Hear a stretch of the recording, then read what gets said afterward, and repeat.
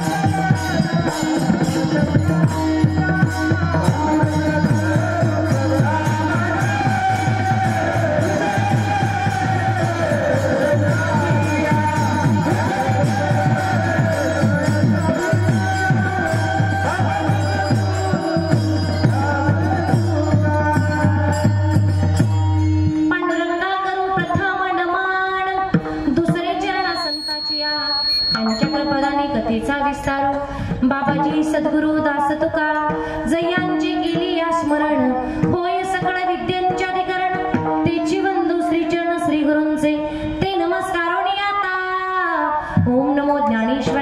करुणा करा दया तुमचा अनुग्रह लाभलो पावन झालो चराचरी मी कळा कुसरी काहीच नेनी बोलतो वचने अति भाविका तपोज्ञान वैराग्य भक्ती स्वरूपम सदालंकृतं साधु संन्यास योगम मुखेस्य वेदांत शास्त्रात नियतिम नमो नारायणगिरी ब्रह्मस्वरूपम माझी वाणी तुझे वर्णी गुणनाम माझी वाणी तुझे वर्णी गुणनाम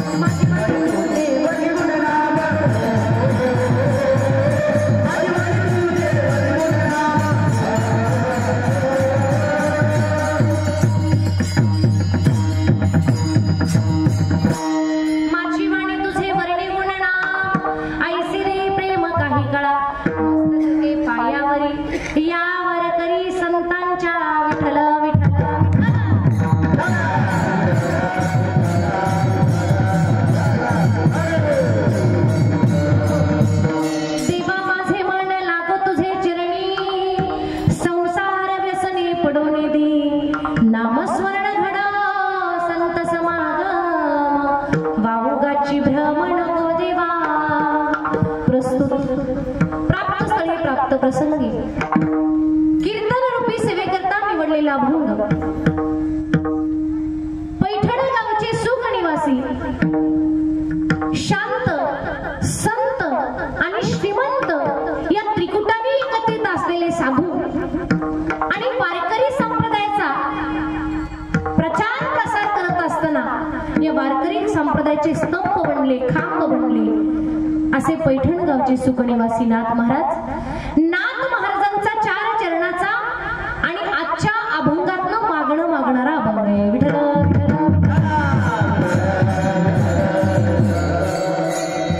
नाथ महाराज आजच्या अभंगात मागणी मागतायत. सात्विक प्रकारची मागणी. देवा माझे मन लागो तुझे चरणी.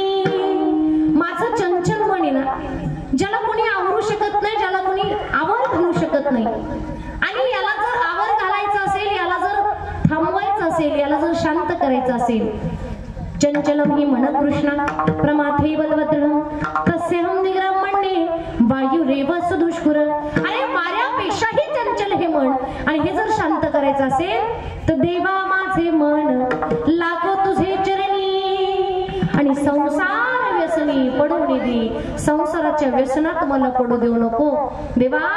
नामस्मरण घडो संत समागम वावगाची भ्रम नको देवा. कुठल्याही प्रकारचा भ्रम होऊ देऊ नको. तुझं नामस्मरण घडू दे, संतांचा समागम घडू दे. आणि हा समागम घडत असताना माझ्या पायानं तीर्थयात्रा, मुखानं रामनाम, आणि हा मी नियम केला ना, हा सिद्धत्वाला, हा पूर्णत्वाला नेण्याची जबाबदारी देवा तुझी. भगवान परमात्मा म्हणतायत की आणखी काही मागा ना. त्यावेळी एकनाथ महाराज म्हणतात देवा आणि एक मागणे नाही नाही देवा, आणखी मला काही नको, नाही नकोय मला. पण तरी पुढे जाऊन सांगतात एका जनार्दनी सेवा दृढ देई. वारकरी संप्रदायात ज्याला प्रवेश करायचा आहे ना, त्याला सेवा नावाचा दरवाजा आहे. माऊली सांगतात ना, एक सेवा हा दरवंटा स्वाधीन करी सुबटा. सेवा नावाचा दरवाजा आहे. ज्याला या संप्रदायात यायचंय ना, ज्याला हा संप्रदाय आपलेसा करायचाय ना, त्याला दरवाजा माहिती करून घ्या. तो म्हणजे सेवा नावाचा. ज्याची खरी सेवा त्याच्या भय काय जीवा. जर खरी सेवा केली तर घाबरण्याचं काही काम नाही. आणि म्हणून नाथ महाराज मागणं मागतात देवा एका जनार्दनी सेवा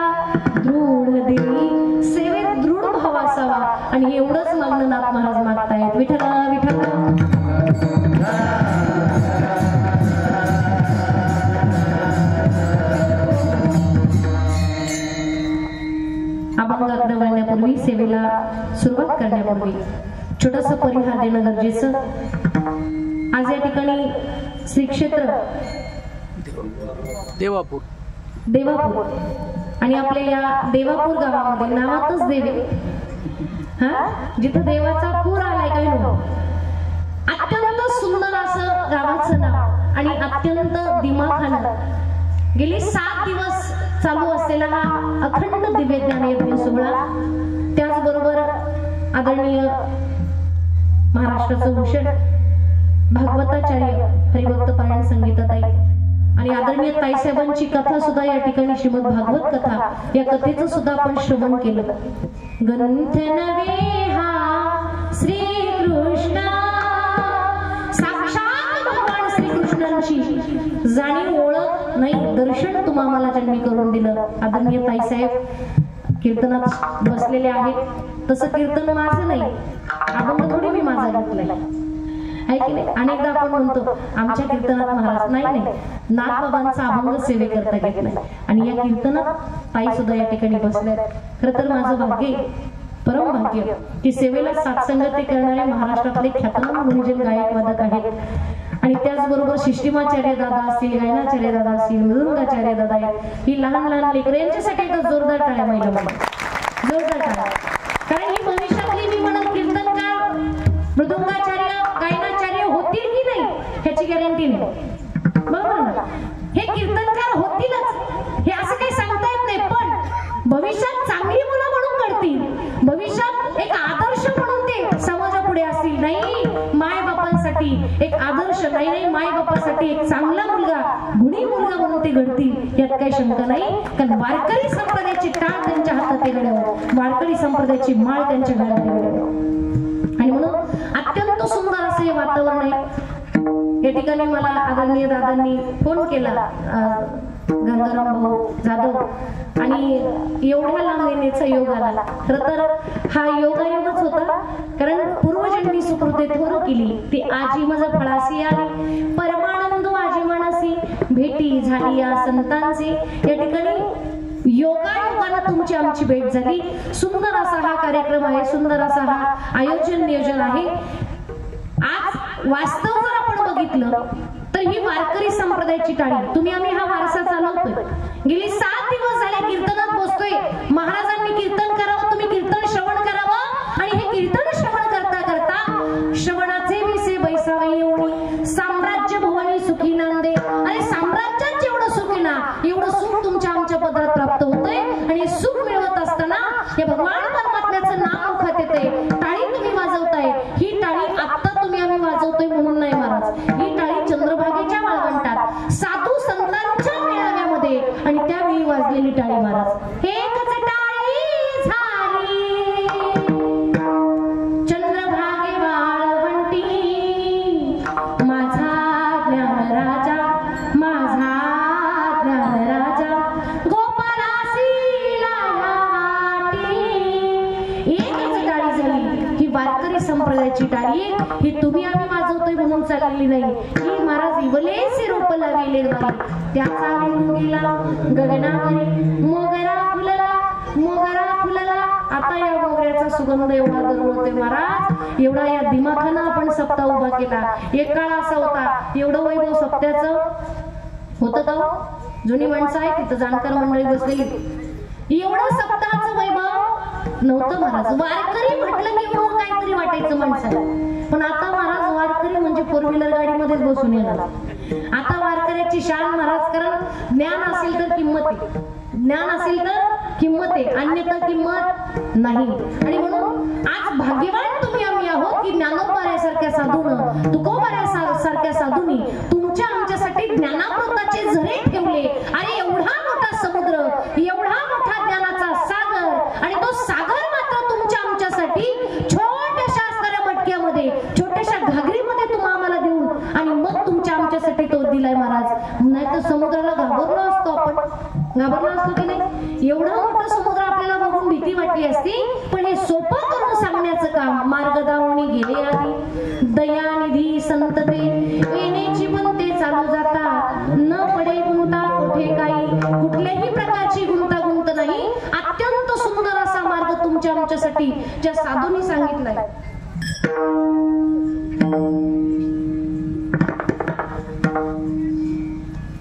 आणि म्हणून खरं जर बघितलं ही वारकरी संप्रदायाची टाळी आज ज्यांचा अभंग मी सेवेकरता घेतलाय ते भगवान परमात्म्यावरती निस्सीम प्रेम करणारे, भक्तीची पराकाष्ठा करणारे नाथ महाराज. कारण वारकरी संप्रदायाची मुहूर्तमेढ ज्यांनी रोवली होती ना ते म्हणजे ज्ञानोबा होते. ज्ञानदेवे रचिला पाया उभारिले देवलया. ज्यांनी वारकरी संप्रदायाची मुहूर्तमेढ रोवली 13व्या शतकात भक्ती मार्गाचा प्रचार करत असताना नामदेव माझ्या ज्ञानोबारायांनी वारकरी संप्रदायाचा पाया रोवला. ज्ञानोबारायांच्या समकालीन साधू होते नामदेवराय. ज्ञानोबारायांच्या समकालीन साधू कोण होते? बोलत जा जरा. इकडं उदडी नाही ते सगळं म्हणजे सगळं कीर्तनकारांनी सांगायचं असं काही नाही ना. बोलतात ना तुम्ही लोक, हा फक्त बोलत जा. मग नामदेवराय हे ज्ञानोबारायांच्या समकालीन साधू होते. आणि त्याच्यानंतर जर बघितलं तर वारकरी संप्रदायामध्ये गेली 250 वर्ष ज्ञानोबाराय आणि नामदेवरायांच्या नंतर 250 वर्षाचा एक काळ असा गेला की मध्ये कुठलेही साधू नव्हते महाराज. त्याच्यानंतर 15व्या शतकामध्ये नाथबाबा आले. नाथबाबांनी भक्ती मार्गाचा प्रचार केला. पण गेली 250 वर्ष असा काळ महाराज गेला की ज्या काळामध्ये भजन काय, कीर्तन काय, नामस्मरण काय, अरे परमार्थ काय असतो याची ओळख, याची जाणीव या समाजाला राहिली नव्हती महाराज. मधल्या काळात 2 वर्ष काही सप्ताह नाही, भजन नाही, कोरोनाचा भकास काळ आपण अनुभवला ना.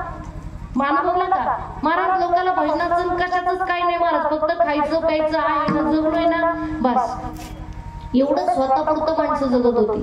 पण खरं सांगू, अरे या 2 वर्षाच्या काळात फक्त सप्ताह काय 2 वर्ष गावांमध्ये झाले नाही तरी लोकांना विसर पडायला लागला. काही लोकांचा तर हरिपाठ विसरला, काही लोकांचा काकडा विसरला, काही लोक महाराज काहीच नाही राम राम म्हणायचे सुद्धा विसरले. राम रामाला सुद्धा राम राम ठोकला लोकांनी. आणि म्हणून ऐका गड्या, किती 250 वर्षाचा काळ गेला ज्या मधल्या काळामध्ये कुठलेही योग्य दिशादर्शक नव्हते. समाजाला योग्य दिशेला नेण्यासाठी योग्य दिशादर्शक मधले 250 वर्षाच्या काळात नव्हते. आणि म्हणून आता मात्र एवढी मोठी जबाबदारी माझ्या नाथबाबांवरती होती. कारण हा भरकटलेला समाज आहे, हा आडमार्गाने धावणारा समाज आहे. आणि या समाजाचं हित साधण्यासाठी साधू या ठिकाणी आलेले असतात. येथे उपकारासाठी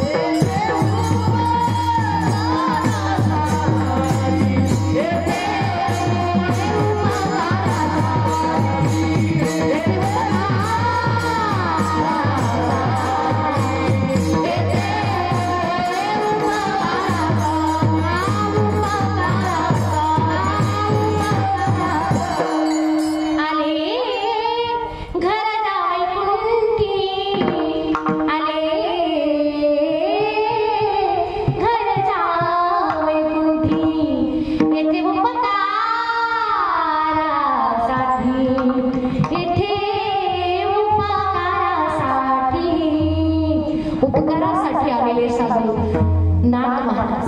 आता काय करावं, एवढा हा समाज भरकटलेला आहे. अरे 250 वर्षाचा मधला काळ गेलाय आणि या काळामध्ये समाज एवढ्या मोठ्या प्रमाणात भरकटला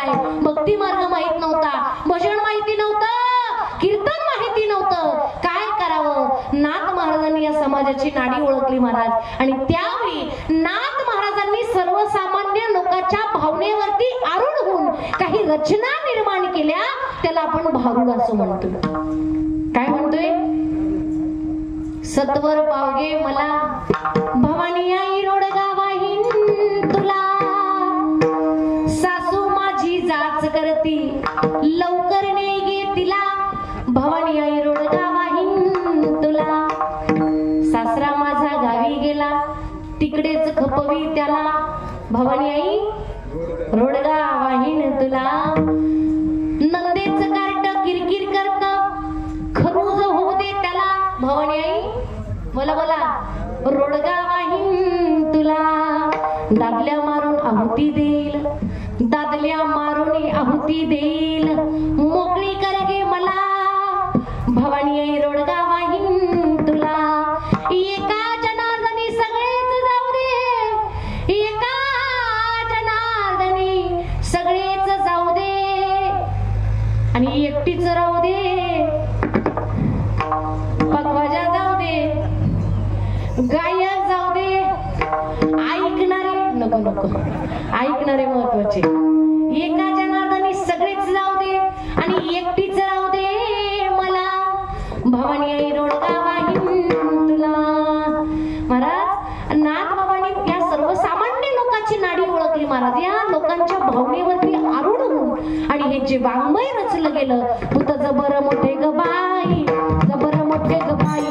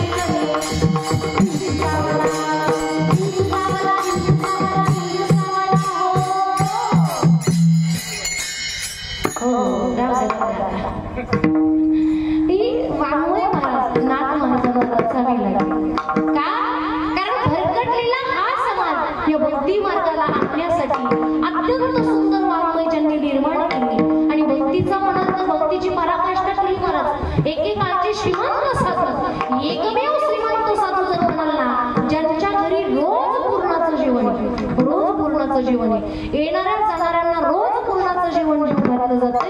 एक काळ असा होता महाराज, जुना काळ जरा आठवा जुनी माणसं इथं बसलेली, 2 वेळचं पोटाची भाकरी सुद्धा नीट मिळत नव्हती.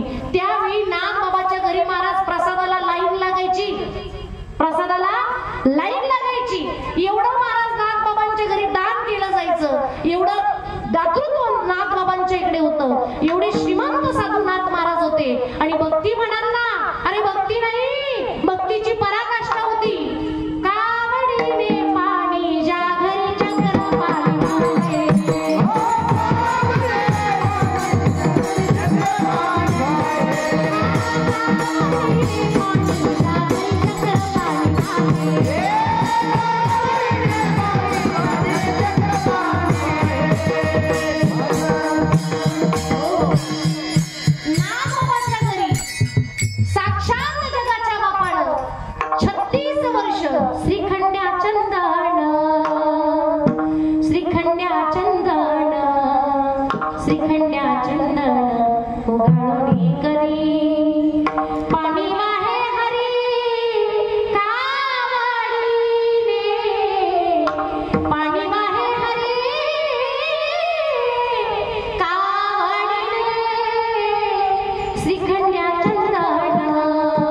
श्रीखंड्या चंदन, श्रीखंड्या चंदन,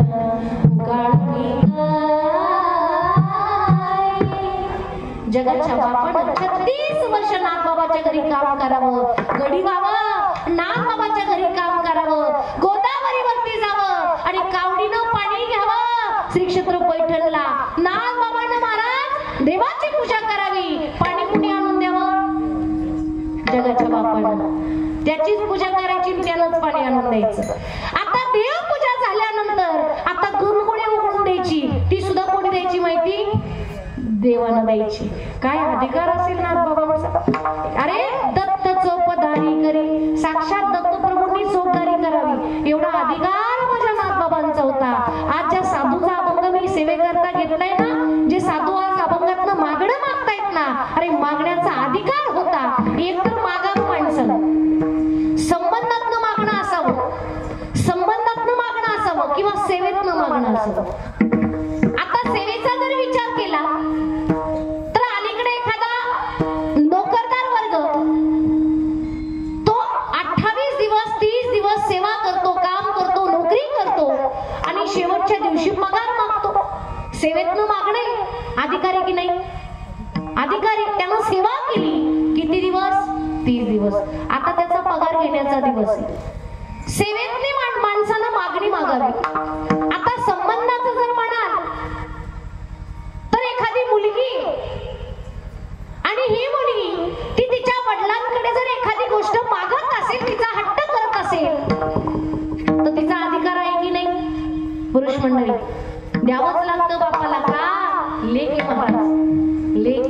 तिनं काही करो अगर ना करो, पण त्या मुलीचे हट्ट, त्या मुलीची जबाबदारी. एखादी स्त्री असेल, पत्नी असेल, तिनं जर पतीकडे काहीतरी मागितलं तर त्या पतीला सुद्धा द्यावं लागतं. का? संबंधातनं त्याला मागणं म्हटलं जाते.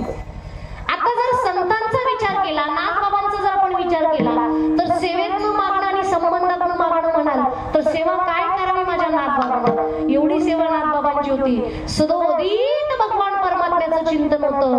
महाराज एवढी सेवा नाथबाबांची होती. सेवेतनं अधिकार होता आणि संबंध म्हणाल ना, विठ्ठल माझी माता, विठ्ठल माझा पिता, बहीण बंधू चुलता, विठ्ठल माझा महाराज, विठ्ठल माता, विठ्ठल पिता. जर सगळं काही देव आहे, सर्वस्व देवाला जर मानलेलं आहे तर संबंधातून सुद्धा संतांना मागण्याचा आहे आणि सेवेतून सुद्धा संतांना मागण्याचा काय अधिकार. आणि म्हणून काही लोक जर आपण बघितलं ना तर दुसऱ्याच्या नावाखाली स्वतःसाठी मागतात.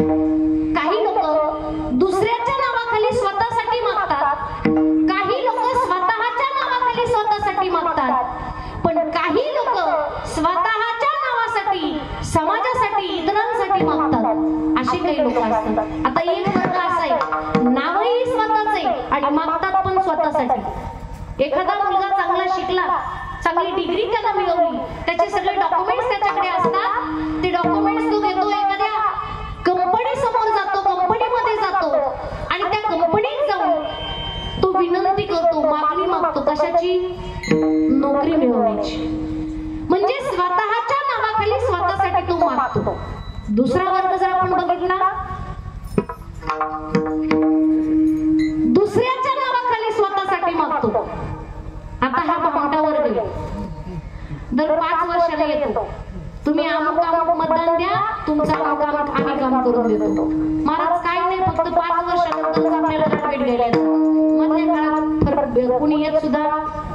कार्यकर्त्यांना जरा सावध व्हा, कार्यकर्त्यांना जरा सावध व्हा. मधल्या काळात ही मंडळी सगळी लबाड माणसं आहेत महाराज, लबाड माणसं. मधल्या काळात तुम्हाला तोंड दाखवायला सुद्धा येत नाही. एवढा प्रचार केला महाराज, दादाचा, तात्याचा, आप्पाचा, दादाचा एवढा प्रचार केला कार्यकर्त्यानं महाराज. त्यानं घराचं वाटोळं केलं. मुलाची परीक्षा होती महाराज, मुलाकडे लक्ष नाही दिलं. आणि त्याच वरातीमध्ये, त्याच मिरवणुकीमध्ये तो त्याचा स्वतःचा 17-18 वर्षाचा मुलगा अरे दारू प्यायला शिकला. प्रपंचाची पराग रांगोळी झाली, वाटोळं झालं. आयुष्यभर कार्यकर्ता म्हणून फिरला. हाती काही मिळालं नाही मिळालं. आणि कार्यकर्त्याने माझे हात जोडून विनंती, सकाळी सकाळी उठल्यानंतर तुमच्या नेत्याचा प्रचार करत असताना ज्यावेळी तुम्ही झेंडा घेऊन बाहेर फिरणार आहात, प्रचार करायला सुरुवात करणार आहात, त्यावेळी एक काळजी घ्या, आपला नेता आहे त्याच पक्षात आहे का? कळतंय ना? नाही तर कधी कधी तुम्ही प्रचार करतात पण नेता दुसऱ्या पक्षात गेलेला असतो. काय चाललंय महाराज? कसं तुझ्या दुनियेत कलियुगाला जिन जड झालं राया, जिन जड झालं, जिन जड झालं राया, जिन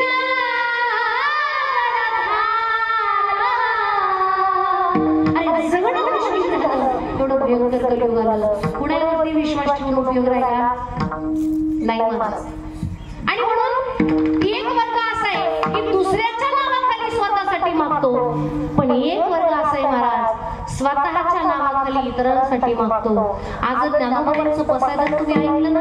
ज्ञानोबाईंनी पसायदानामध्ये मागणं मागितलंय ना, जो जे वांछील तो तेला जे फळांची व्यंकटी सांडो तया सत्कर्मी रती वाढो भूता परस्परे पडो मैत्र जीवांचे. भगवान ज्ञानोबारायांनी मागणं मागितलं. कुणासाठी मागितलं? जरा एकदा लक्ष द्या. कुणासाठी मागितलं ज्ञानोबारायांनी मागणं? हा बोला, कुणासाठी मागितलं? स्वतःसाठी मागितलं. कुणासाठी? कीर्तनाला लक्ष ना तुमचं आहे ना? कुणासाठी मागितलं? स्वतःसाठी मागितलं. कुणासाठी? स्वतःसाठी मागितलं. बरोबर.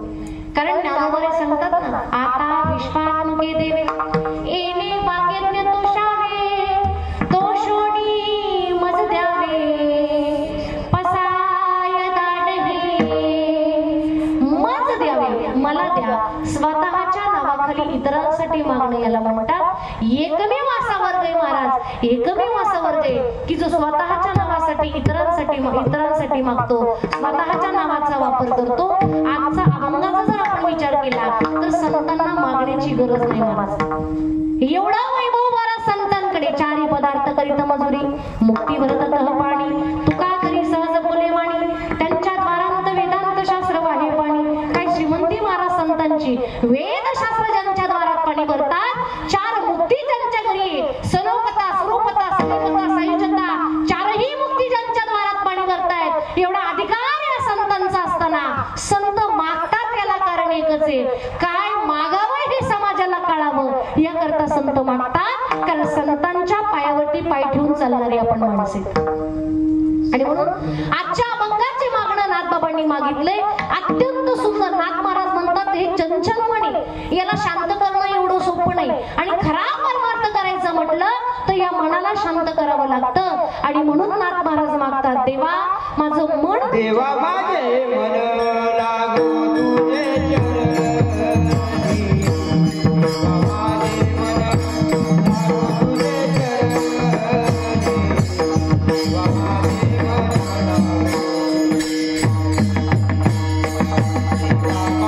देवा माझे मन लागो, देवा माझे मन लागो तुझे चरणी, देवा माझे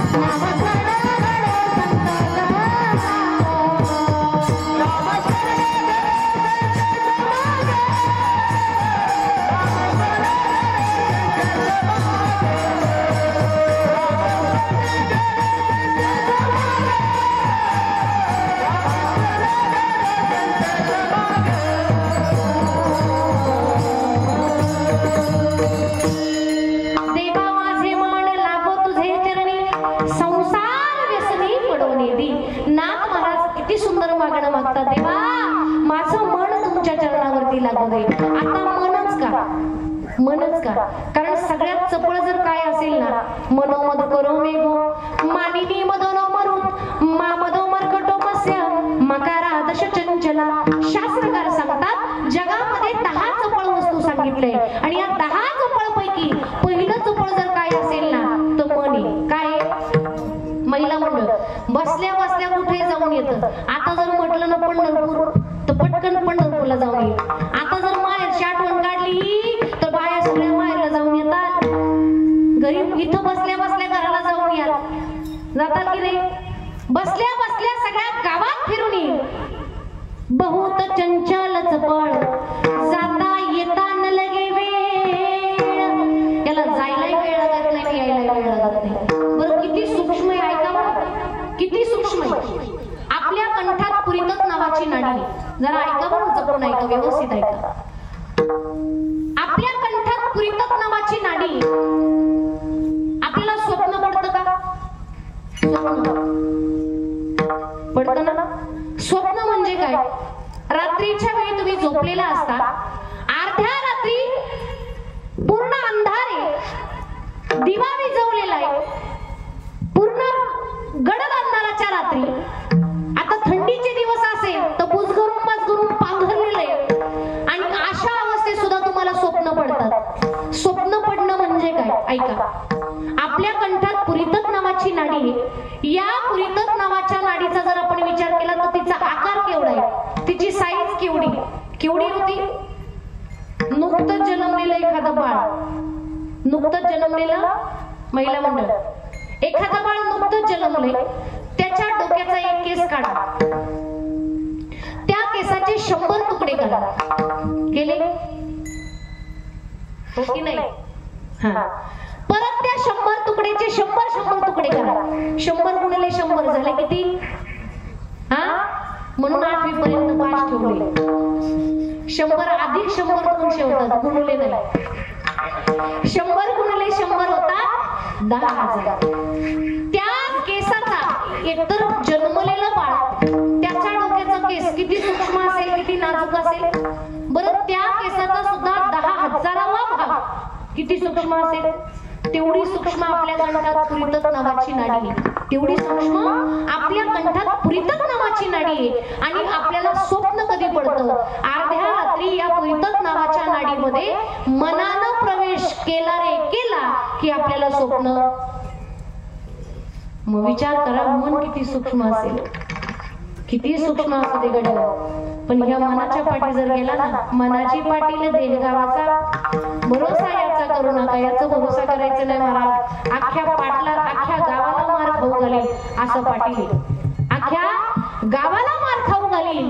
या देहपुरीचा पाटील नाव त्याचं आहे मनाजी. आणि या मनाजीच्या नादी जर आपण लागलो की महाराज मनमार्गे गेला ते त्याची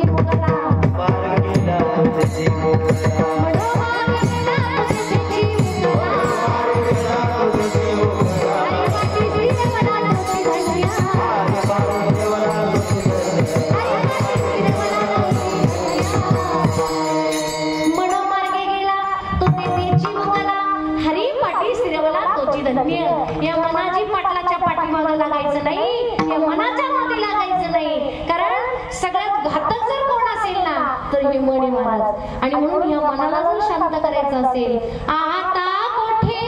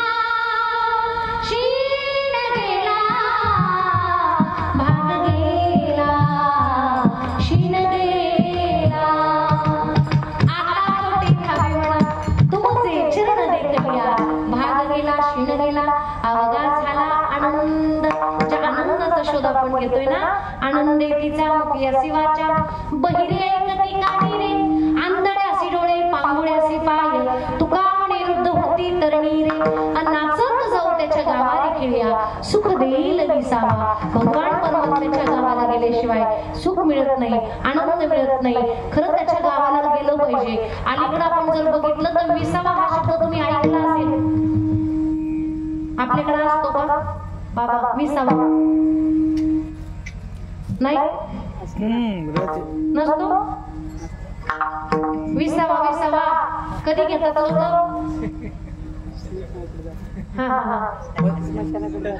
याच्यावर गेलं आता करंट लागलं म्हणून 5G च्या नेटवर्कनी बसायला लागतं इथं कीर्तन असं आहे मला माणसं गेल्यानंतर जसं त्याला तिरडीवरती उचललं की डायरेक्ट स्मशानघाट होतं बाबा कसं इकडं डायरेक्ट स्मशानाला नेऊन पोहोचवतात का मध्ये कुठं तरी चहा पाण्यात थांबतात का इकडं त्याला काय म्हणतो आपण विसावा काय म्हणतो आपण विसावा बोला हा वीस म्हणत असेल इकडं आमच्याकडे विसावा म्हणतात महाराज मेल्यानंतर काय विसावा द्यायचं हा मेल्यावर कोण विसावा द्यायचा जो कायमचा विसावा आहे त्याला काय विसावा द्यायचा आयुष्यभर कधी विसावा घेतला नाही आयुष्यभर याचं लग्न मोड त्याचं लग्न मोड याच्या पाठीला त्याच्या पाठीला हा याला त्रास दे त्याला त्रास दे नको ते भानगडी कर हा याचे पैसे लुबाड त्याचे पैसे लुबाड आयुष्यभर नको त्या गोष्टी केल्या आणि आता मेल्यावर विसावा मेल्यावर बाबा मेल्यावर विसावा द्यायला अरे आयुष्यभर जिवंतपणे विसावा घ्यायला शिका आयुष्यभर आपण नको त्या गोष्टी करतोय नको त्या गोष्टीच्या पाठी लागतोय पण जिवंतपणे खरा विसावा घेता आला पाहिजे मेल्यानंतर लोकांनी विसावा देण्यात मजा नाही आता खरं जर बघितलं तर आयुष्यभर माणसं पळतात की नाही पळू नका असं मला म्हणायचं नाही जेवढं तुम्ही पळाल तेवढं तुमचं शरीर तुमचं स्वास्थ्य चांगलं राहणार जेवढे तुम्ही कष्ट कराल तेवढं शरीर तुमचं ही संपत्ती तुमची चांगली राहणार आहे पण पळत असताना काही वर्ग समाजात असे की फक्त प्रपंच साध्य करतात फक्त प्रपंच बाकी दुसरं काही तुझी दाढी जळली तर जळू दे पण माझी बिडी पेटू दे असे काही काही लोक आहेत महाराज बाकी लोकांचं वाटणं होऊ दे काय होऊ दे पण माझं चांगलं होऊ दे फक्त आणि फक्त प्रपंच एक वर्ग असा आहे की जो प्रपंचही करतो आणि परमार्थही करतो पण प्रपंच करताना सुद्धा प्रपंच साध्य करतो आणि बाबा परमार्थ करताना सुद्धा प्रपंच साध्य करतो पण एक वर्ग मात्र असा आहे जो प्रपंच करतो आणि परमार्थही करतो पण प्रपंच करून परमार्थ साध्य करतो आणि परमार्थ करून सुद्धा परमार्थ साध्य करतो आता नुसता प्रपंच करणाऱ्यांचा जर विचार केला ना महाराज यांचं काही खरं नाही त्यांना फक्त एकच मी सांगेल उद्या रविवारी सोमवारच्या दिवशी तुम्ही ग्रामपंचायतीत जा नगर परिषदेत जा गेल्यानंतर पहिला तुमच्या नावाचा सातबाऱ्याचा उतारा काढा उतारा पाहिल्यानंतर इतका आनंद होतो मला सातबारा माहिती ना सातबाऱ्याचा उतारा पाहिला की ऊर भरून येतं त्याच्यावर पहिलंच नाव आपलं असतं अरे 10 एकर 5 एकर असेल तेवढी तुमची जमीन तुमच्या नावावर असते आनंद वाटतो की नाही एवढ्या जमिनीचा मी मालक आनंद वाटतो की नाही हा फक्त तेवढं बघून आनंद वाटून घेऊ नका तो सातबाऱ्याचा उतारा पाहिल्यानंतर त्या उतार्यावरती खालची नावं सुद्धा बघा आहेत ना किती नाव आहे हा मग कळून घ्या तुकोबराने त्यावेळी सावध केलं आजा मेला पंजा मेला बाप बसला गेला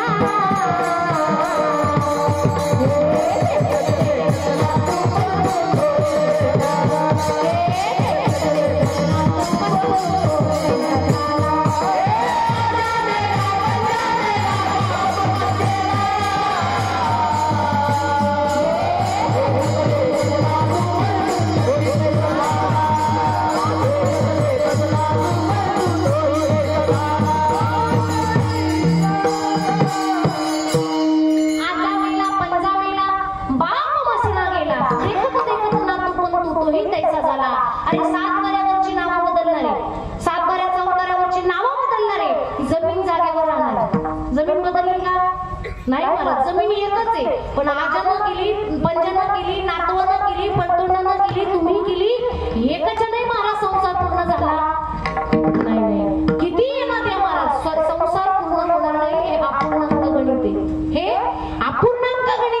किती पूर्ण करण्याचा प्रयत्न करा, संसार पूर्ण होणार नाही. पण काही माणसं आयुष्यावर फक्त प्रपंच करतात, पण प्रपंचाचा शेवट वाईट आहे महाराज. प्रपंचाचा शेवट वाईट आहे, परमार्थाचा शेवट सुंदर आहे. ज्यानं 100 मुलांना जन्माला घातलं, नाव होतं धृतराष्ट्र. अरे धृतराष्ट्राचा शेवट जर आपण बघितला तर अरण्यामध्ये जळून नष्ट झाला. अरे कोणी जवळ सुद्धा नव्हतं महाराज कवटाळायला, आपलेच करायला. 100 मुलांचा बाप धृतराष्ट्र अरण्यात जळून नष्ट झाला. आणि माझ्या तुकोबऱ्यांचा इतिहास जर बघितला ना महाराज, अंतकाळी विठू आम्हासी पावला, अंतकाळी विठू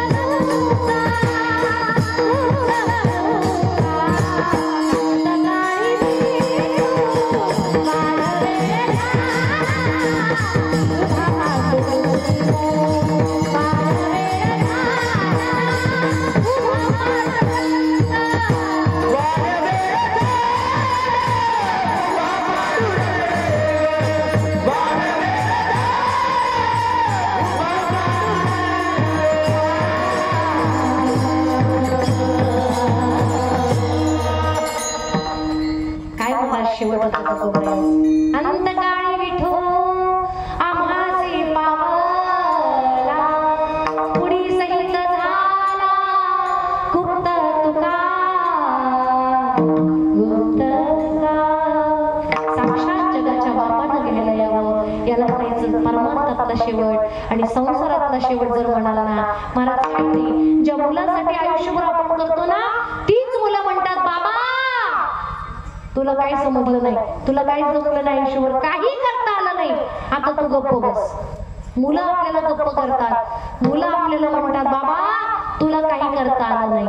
आयुष्यभर ज्या बापानं महाराज आयुष्यभर ज्यानं आयुष्य स्वतःच संपवलं, या मुलाबाळांच्या सुखासाठी कष्ट केले.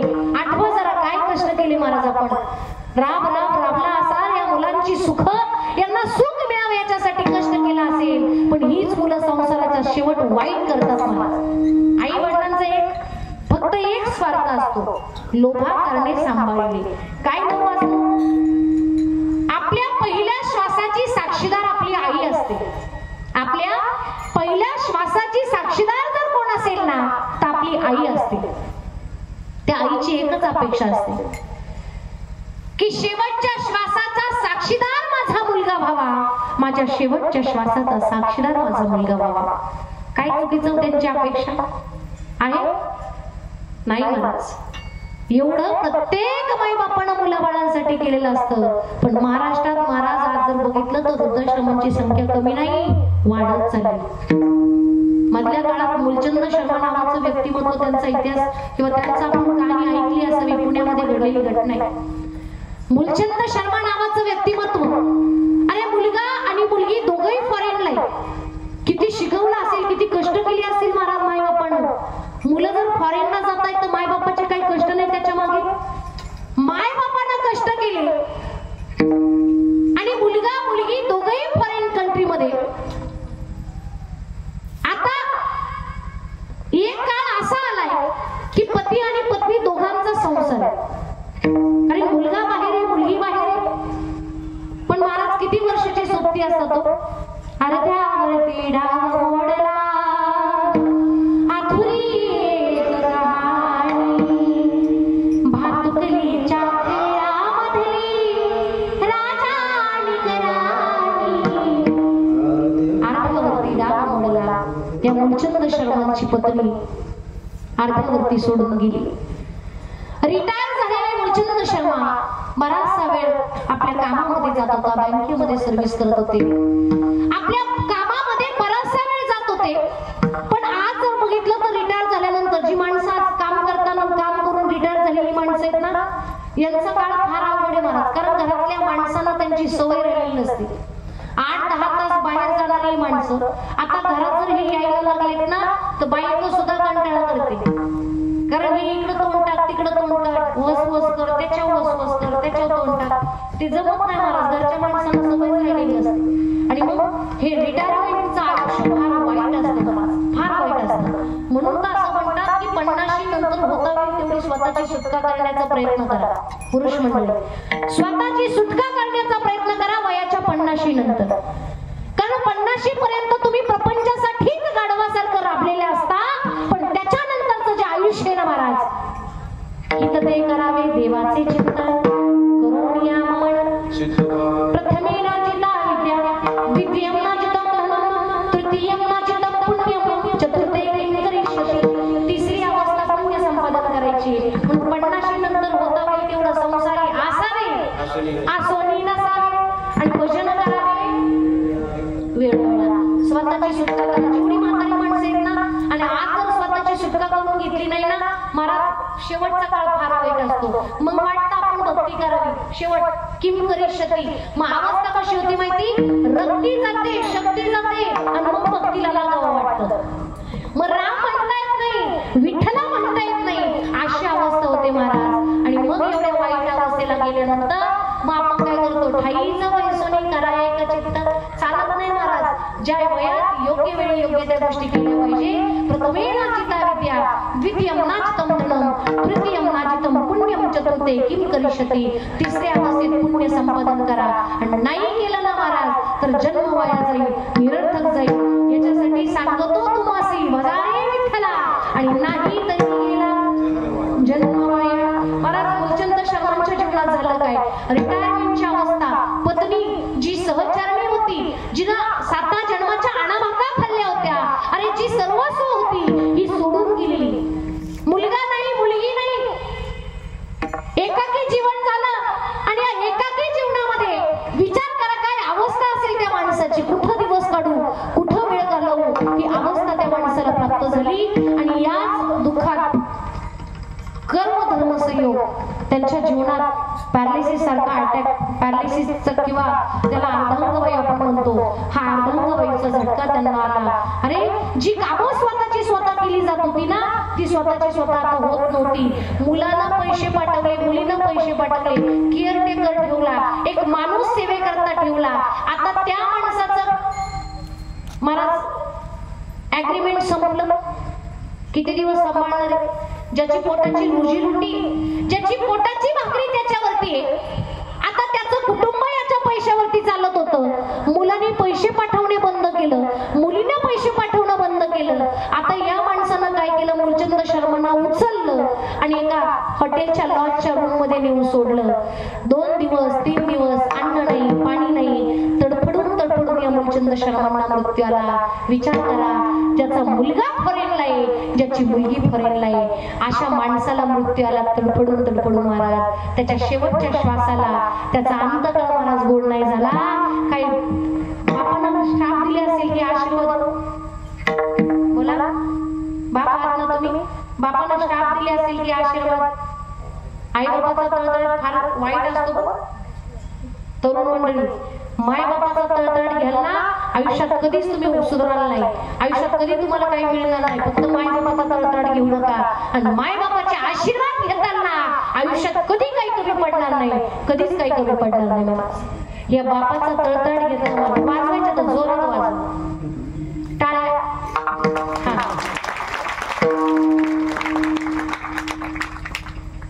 आणि म्हणून या मूलचंद शर्मांच्या जीवनात जर विचार केला तर मुलगी नाही महाराज, मुलगा नाही. अलीकडं मुलगी म्हणजे भाग्य आपण मानायचो, ऐक नाही. मुलांना नाही सांभाळलं तरी मुलीला प्रेम असेल.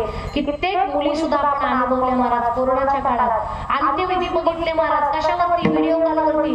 किती समाज बदललाय काळाच्या ओघात. काय महाराज, माणसाला प्रेम उरलेलं नाही, आपले पण राहिले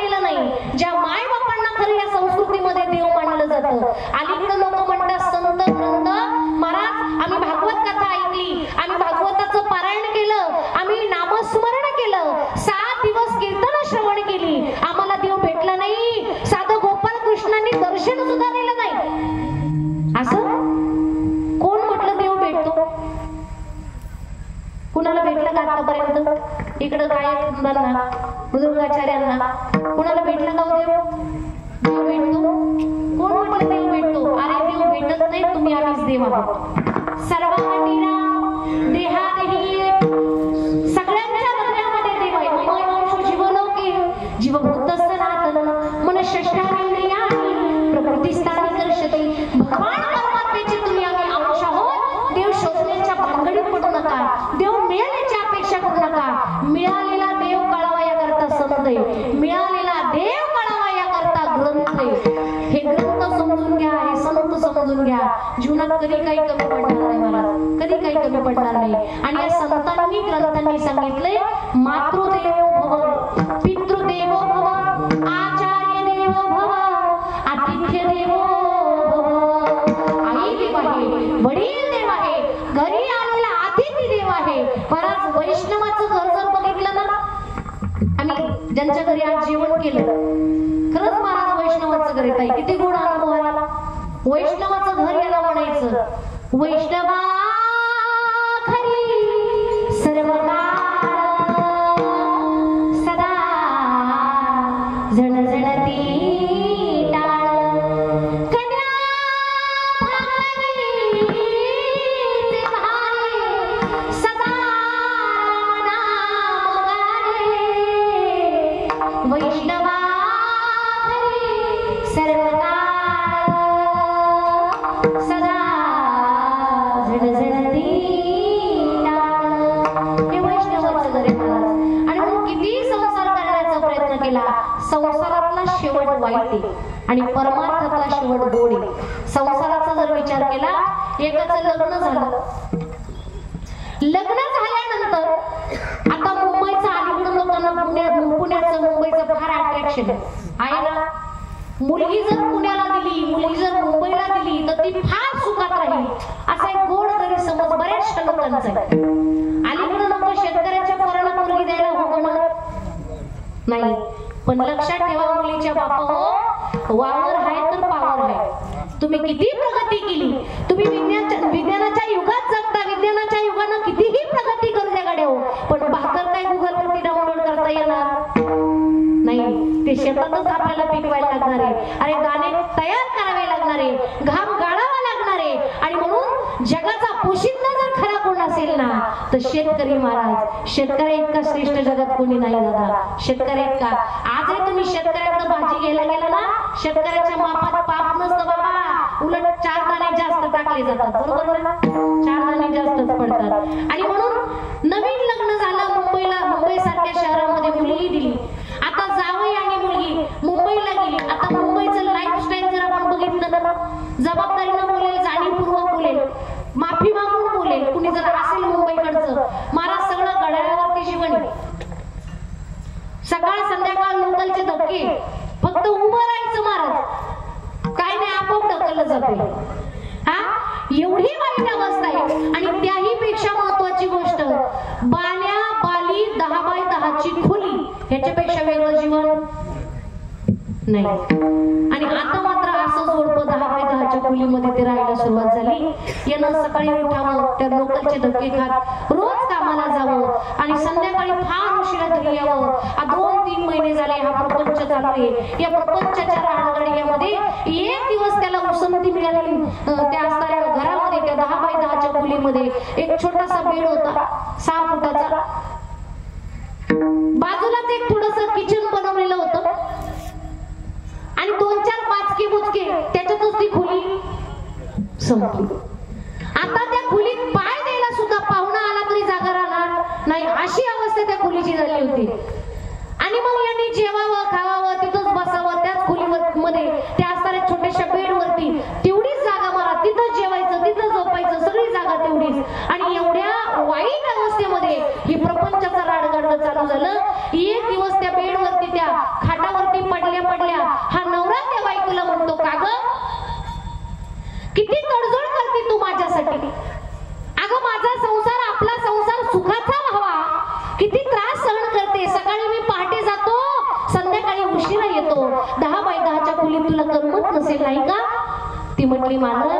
असू द्या, हे पण दिवस निघून जातील. सात्विक विचारांची होती.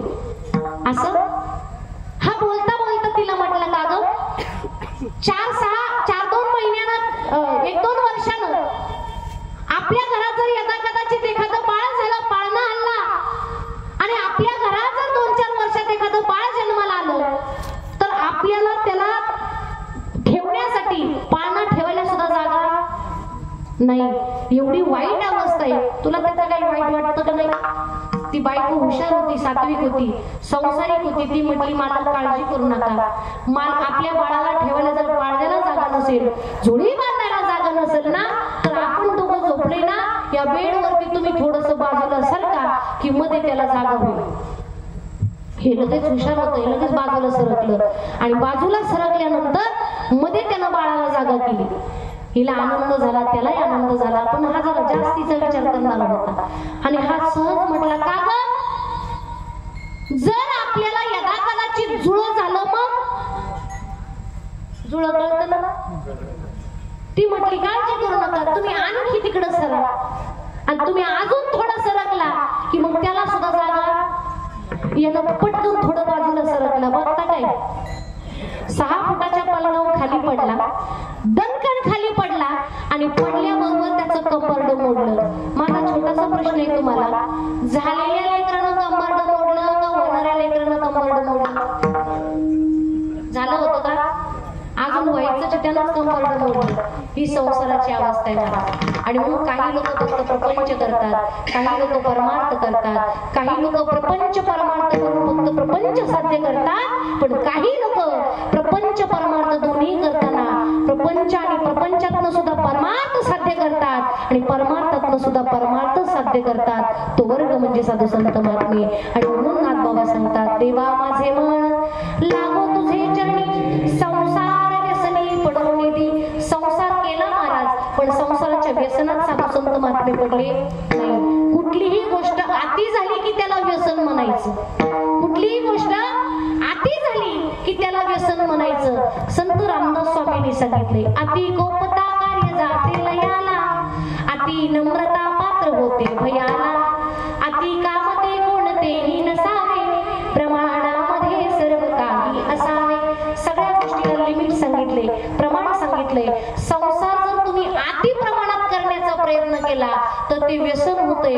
म्हणून नाथबाबा सांगतात, या व्यसनात मला पडू देऊ नको, तुझं नामस्मरण घडू दे.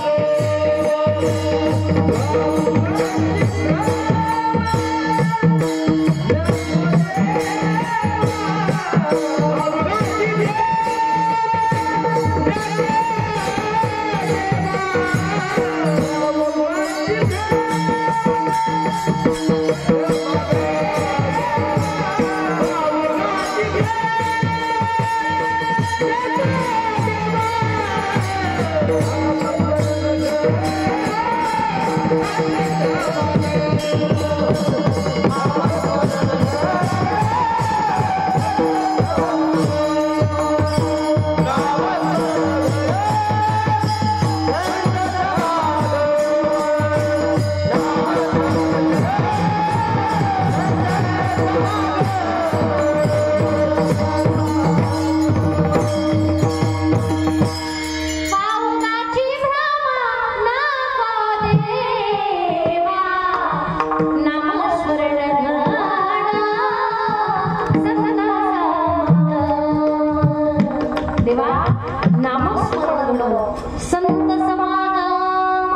संतांचा समागम घडू दे.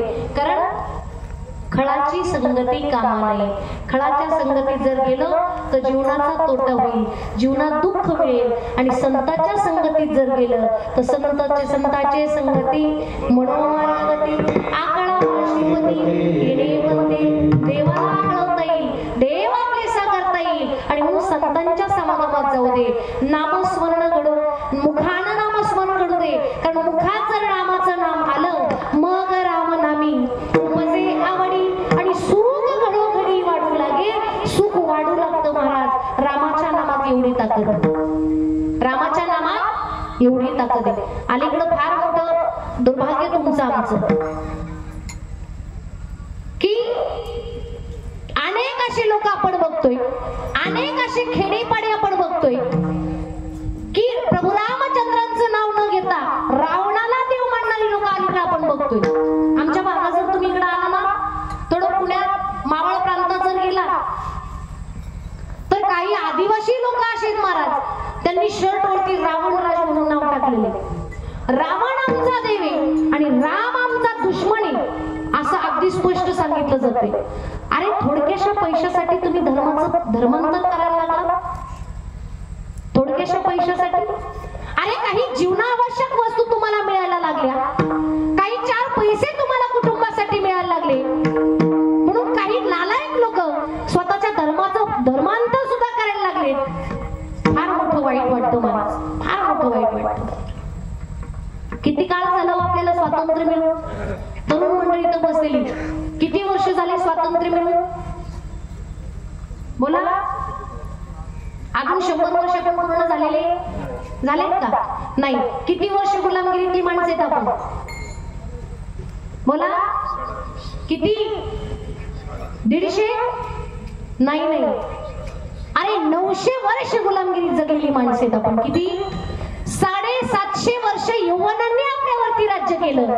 750 वर्ष आणि 150 वर्ष इंग्रजांनी राज्य केलं. 900 वर्ष गुलामगिरीत जगल्यानंतर अरे थोडीशी आम्हाला जर मुभा मिळाली, थोडंसं स्वातंत्र्य मिळालं, ते सुद्धा पचनी पडत नाही. अरे आज आम्ही आमच्या धर्माला नावं ठेवायला लागलो. वाईट वाटतं मला. घणाघणाने मूर्ती भंगल्या, तुळजा पंढरपुरी.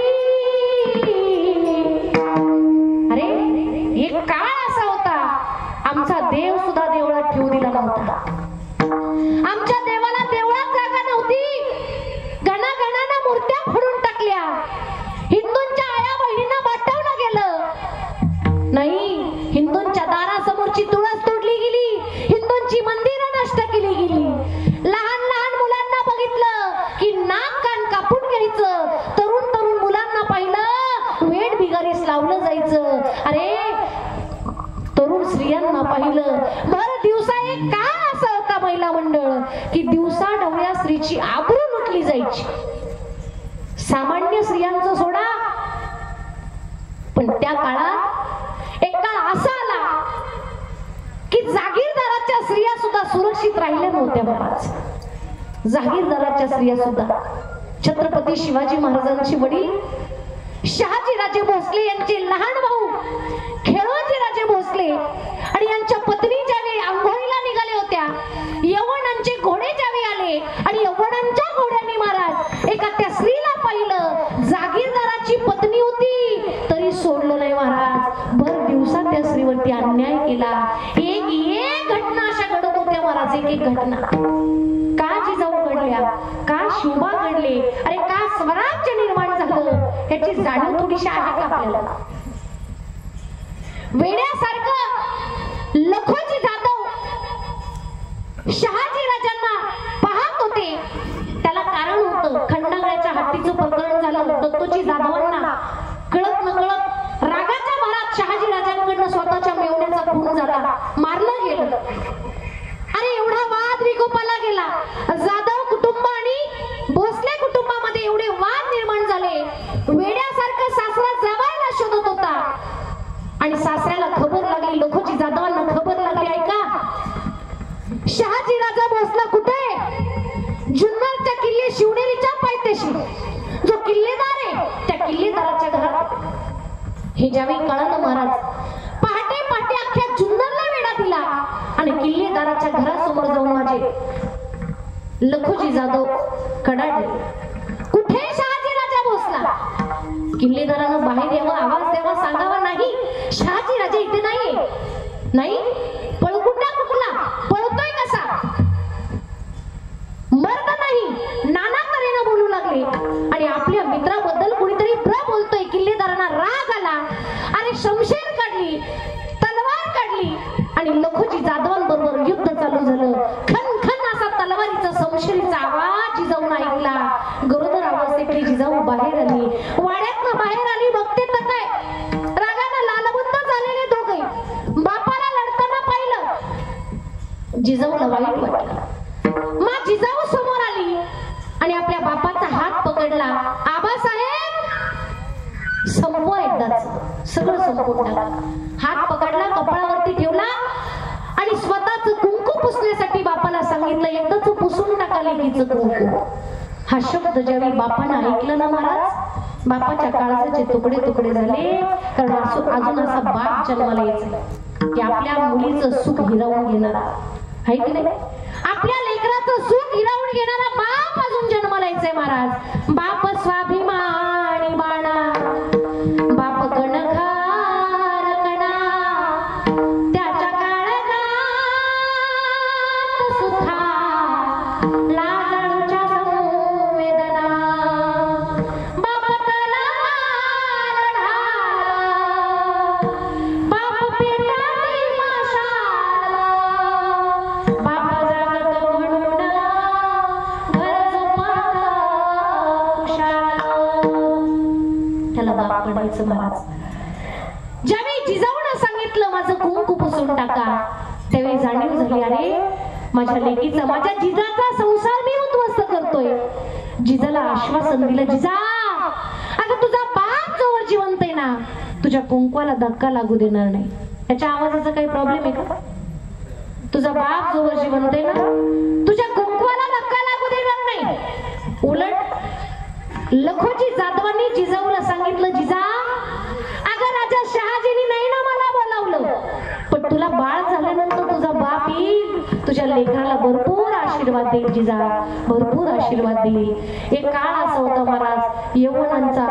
महाराज यवनांनी आमच्यावरती आम्हाला गुलामगिरीत ठेवावं, यवनांनी आम्हाला त्रास द्यावा.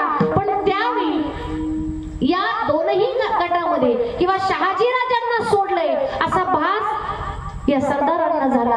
आणि परिणाम काय झाला? एकाच दिवशी गडावरती बोलून सुलतानानं जिजाऊचे 3 भाऊ आणि जिजाऊचे वडील या तिघांनाही महाराज कपट करून मारलं. एकाच दिवशी जिजाऊचं छत्र, बापाचं छत्र आणि 3 भावंड, अरे स्वतःची आई आणि 3 भाऊजा विधवा झाल्या महाराज. काय दुःख आलं असेल जिजाऊला. महिला मंडळ किती दुःख असेल हे. एका पाठी एक दुःख माझ्या जिजाऊनं भोगलं, एका पाठी एक दुःख बघितलं. आणि त्यावेळी माझ्या छत्रपती शिवाजी महाराजांच्या मातोश्रीनं मासाहेब जिजाऊनं त्यावेळी संकल्प केला, बास झाली आता जागीरदारी, पुरे आता वतनदारी, आता जागीरदारी नको, आता वतनदारी नको, आता पाहिजे ते फक्त आणि फक्त स्वराज्य, आता पाहिजे ते फक्त आणि फक्त स्वराज्य. आणि स्वराज्य निर्माण करायचं असेल तर स्वराज्य रक्षक कोणीतरी असावा लागेल. आणि या स्वराज्य रक्षकाला जन्माला घालण्याची जबाबदारी माझ्या जिजाऊने त्यावेळी विडा उचलला. जिजाऊने त्यावेळी ठरवलं, मी शिवबा जन्माला घालणार, मी स्वराज्याचा रक्षक जन्माला घालणार, मी रयतेचा राजा जन्माला घालणार. महाराज आजही छत्रपती शिवाजी महाराजांच्या अगोदर जिजाऊंचं नाव घेतलं जातं. धन्य धन्य थोर आई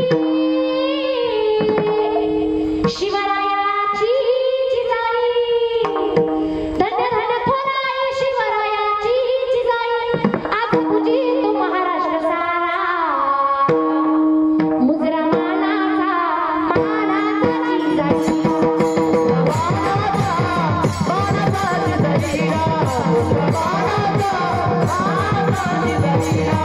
धन्य धन्य थोर आई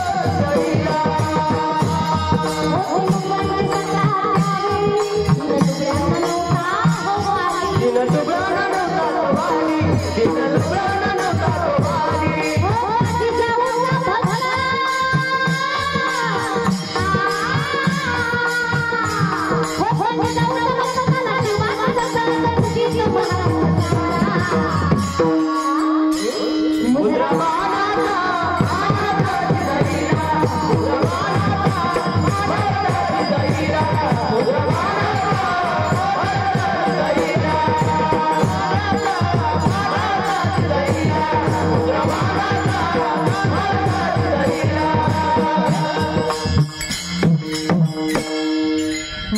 मानाचा मानाचा जिजाईला छत्रपती शिवाजी महाराजांच्या मातोश्री आऊसाहेब जिजाऊंनी शिवबा घडवला. परिणाम तुमच्या आमच्यासाठी स्वराज्य निर्माण झालं.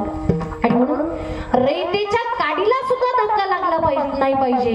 अरे शेतकऱ्याच्या काडीला सुद्धा धक्का नाही लागला पाहिजे अशा विचारांचा माझा राजा आणि माझ्या छत्रपती शिवाजी महाराजांनी स्वराज्य निर्माण करण्यासाठी अरे राजा छत्रपती शिवाजी महाराजांनीच नाही तर या धर्मासाठी 1 नाही 2 नाही 3 नाही तब्बल 42 दिवस मृत्यूचा तांडव अनुभवला.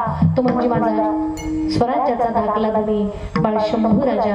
काही दुःख सहन केलं महाराज. मी आमच्या तुमच्या जीवनाचा जर विचार केला ना तुम्ही आम्ही मजेत राहतो की नाही. मजेत खातो सगळं जीवन आपला आनंदात आहे. आज तुम्ही आम्ही आनंदात असाल नाही देव जर देवळात असेल ना तर ही कृपा जर कुणाची असेल ना तर छत्रपती शिवाजी राजांची छत्रपती संभाजी राजांची.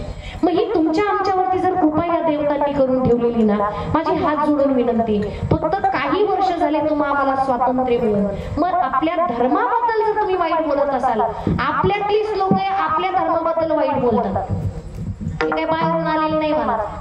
आपलीच लोक आहे आपल्या धर्मावरती ताशेरे ओढतात. आपलीच लोक आहे आपल्या धर्मावरती शिंतोडे टाकतात. आज मुसलमान बांधवांचा जर विचार केला ना आज त्या स्त्रीला बुरख्यात राहायला वाईट वाटत नाही महाराज. आमच्या बाईला पदर घ्यायला वाईट वाटत. चुकले काय माझं. फॅशनच्या नावाखाली आज आम्ही आमची संस्कृती आमचे संस्कार सोडायला लागलो. बरोबर ना. व्यसनाच्या आणि फॅशनच्या पाठीमागे लागलेली अलीकडची पिढी लाज वाटली पाहिजे महाराज. अरे एका धर्माच्या रक्षणासाठी लोकांनी प्राणाची आहुती दिली आणि आम्ही धर्माला बुडवायला चाललोय धर्म संपवायला चाललोय. बास झाला आता एकदा समता बंधुता आता फक्त आणि फक्त धर्म वाचवायचा. विठ्ठल विठ्ठल विठ्ठल